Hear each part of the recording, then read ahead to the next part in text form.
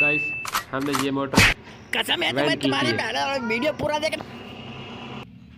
तो हेलो दोस्तों, ये हमारा है एक 7 दिन, साल पंखा। सिर्फ एक दिन के लिए सीएम बन के देखो। नाराज मत बोलो।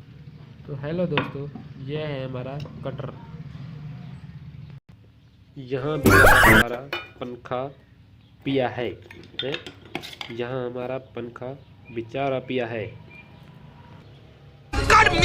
मेरे को जानता नहीं है। कैसे कि बिजली नहीं है, बाल भी नहीं रहा। ऊपर वाला रॉन्ग हो सकता है। क्या करे, सर्दियों में कैसे चलना।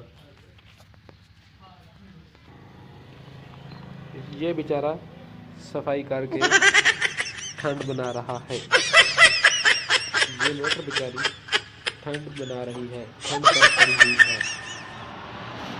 और ये शार्जो,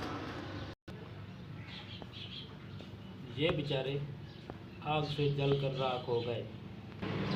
ये बेचारा कबाड़ खाना है।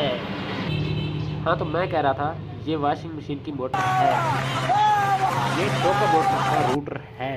ऐसे भिरकता है, ऐसे